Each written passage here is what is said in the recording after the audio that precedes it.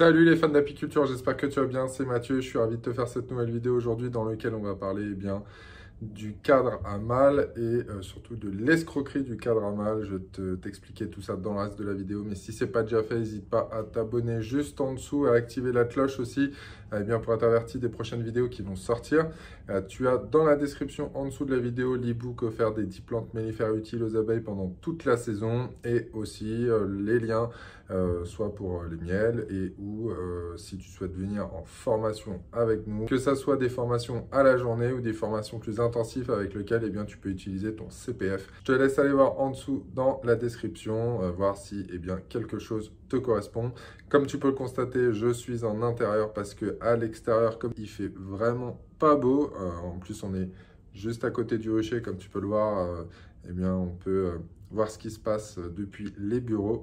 Et on va commencer à attaquer le sujet du cadre à mâle, mais juste avant, jingle.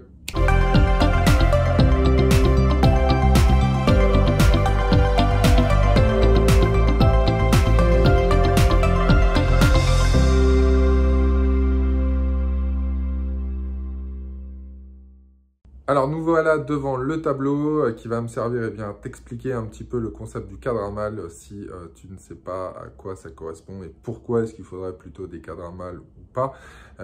Comme tu peux le voir, j'ai fait différents petits dessins derrière moi qui vont me servir à illustrer ce que je vais te raconter. Mais déjà, pourquoi avoir des cadres à mâle? Alors, deux choses. La première, ça serait potentiellement une lutte naturelle contre le varroa, puisqu'on sait que le varroa va pondre plus facilement dans les cellules de mâle pour deux raisons.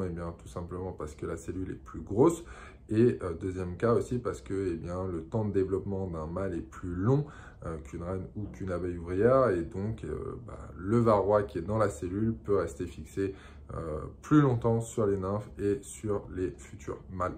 Donc, on va favoriser potentiellement des cadres à mâle pour faire une lutte, on va dire, plutôt naturelle, préventive, en voulant sortir ces cadres où il n'y aurait que du mâle, pour procéder justement à une lutte, on va dire, non traitée, sans traitement contre le varroa, en sortant ce cadre, en désoperculant les couvains de mâle pour voir un petit peu l'infestation varroa au niveau de ce couvain. Donc ça, c'est la première possibilité. Et la deuxième chose, pourquoi est-ce qu'on parle de cadre à mâle?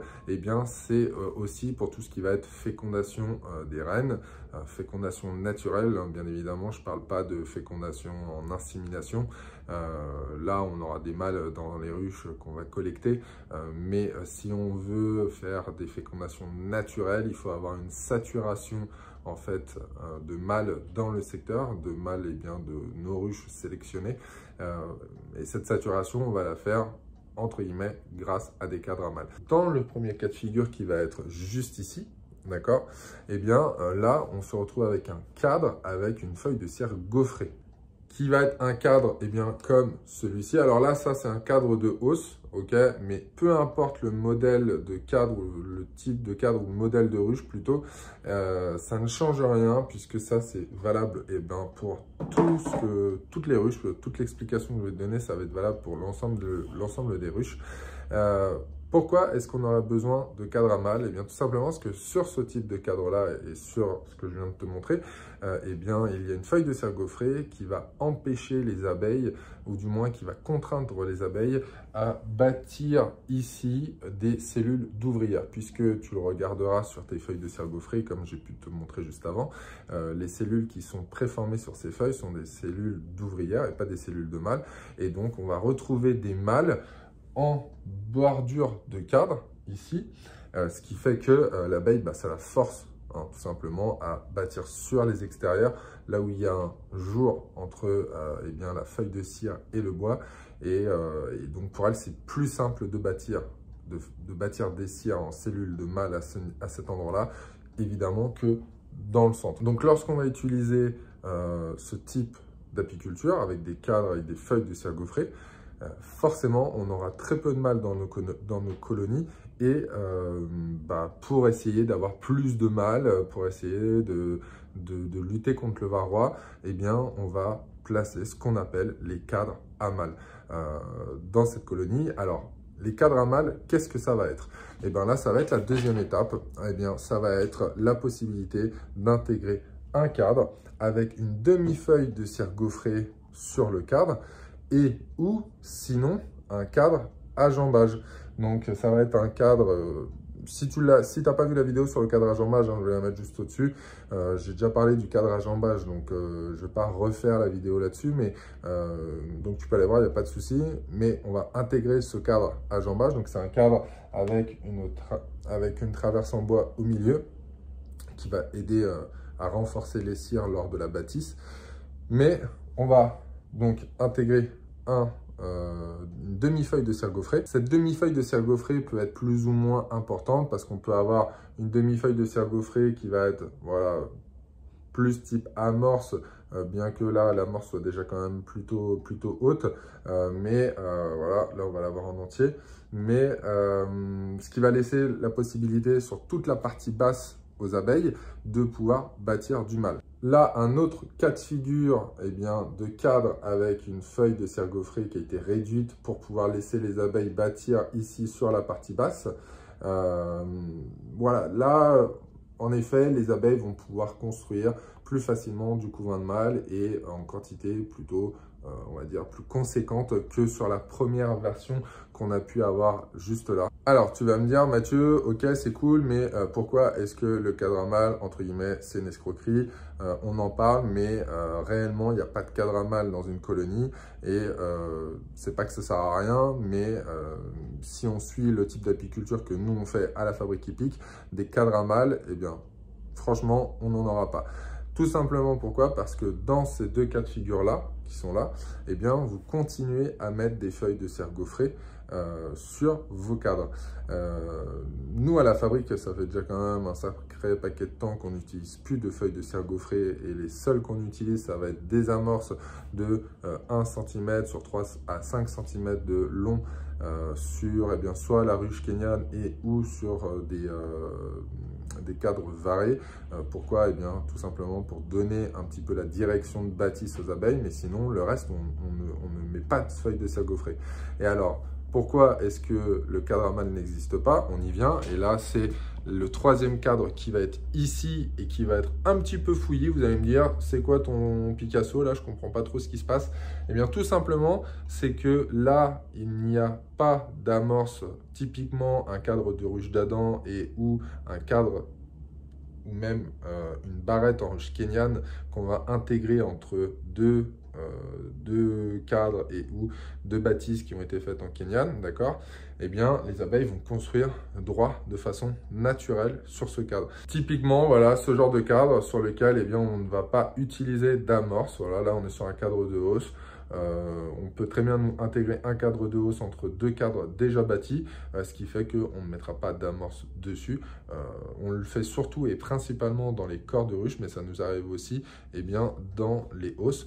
Alors, par rapport à ça, pourquoi est-ce que le cadre à mâle n'existe pas lorsqu'on n'utilise pas de feuilles de cire gaufrée? Eh bien, tout simplement parce que, comme on peut le voir ici, le couvain d'ouvrière va être de couleur noire et le couvain de mâle va être de couleur rouge. Comme ici, si je reviens sur mon premier schéma, en noir, on était sur du couvain d'ouvrière et en rouge, on était sur du couvain de mâle. Sur ce cadre-là, on n'avait pas de feuilles de cire gaufrée et c'est ce que nous, on fait à la Fabrique Hippique, comme je te le disais tout à l'heure, depuis déjà un certain nombre d'années. Je te mettrai la toute première vidéo qui est le titre est je laisse construire, je laisse bâtir mes abeilles de façon naturelle, ok. Tu verras un petit peu depuis quand nous à la fabrique on en parle et donc quand tu fais ça, eh bien tu vas avoir un méli-mélo en fait de cellules qui va se faire avec du couvain d'ouvrière à un endroit, du couvain de mâle à un autre, on va revenir sur de l'ouvrière, on va finir avec du mâle, on va repartir sur de l'ouvrière et donc en fait ce cadre là tu ne pourras pas le découper puisque ton couvain de mâle sera mélangé au couvain d'ouvrière en fonction des besoins et de l'envie du développement des colonies. D'accord? Et donc, tes abeilles, elles vont faire du mâle comme elles le souhaitent, à leur demande, à leurs besoins. Et donc, tu n'as pas un cadre spécifique avec du mâle, puisque les mâles seront répartis sur l'ensemble en fait des cadres de la ruche et ou des barrettes de la ruche. Donc, on n'aura pas un cadre vraiment spécifique pour du mâle. Donc c'est pour ça que je dis que le cadre à mâle, entre guillemets, c'est une escroquerie ou un mythe. Pourquoi? Parce que le cadre à mâle a été utilisé et est utilisé tout simplement parce qu'on utilise des feuilles de cire gaufrées dans les colonies, alors que si on était sur des développements plus naturels et si on laissait l'abeille s'exprimer comme on le fait nous à la fabrique, eh bien déjà vous économiseriez beaucoup d'argent puisque vous n'achèteriez pas de feuilles de cire gaufrées, et deux, en plus vous n'auriez pas besoin d'intégrer des cadres à mâle dans vos colonies, et ou à cogiter lorsqu'on débute en apiculture, ça peut être un peu compliqué. On se dit « Ah, il faut que je mette des cadres à mâle vite dans ma colonie », que ce soit pour l'élevage de rennes, qui est un petit peu moins déjà sur les débutants, mais ne serait-ce que tiens pour essayer de baisser une pression de varroa dans ma colonie. Et ben voilà, lorsque vous ne mettez pas de feuilles de cire gaufrées, vous n'avez pas de cadre à mâle. Les cadres à mâle n'existent pas lorsqu'on est sur une apiculture, entre guillemets, où on laisse l'abeille s'exprimer plus librement, plus facilement, et on ne la contraint pas avec une feuille de cire gaufrée.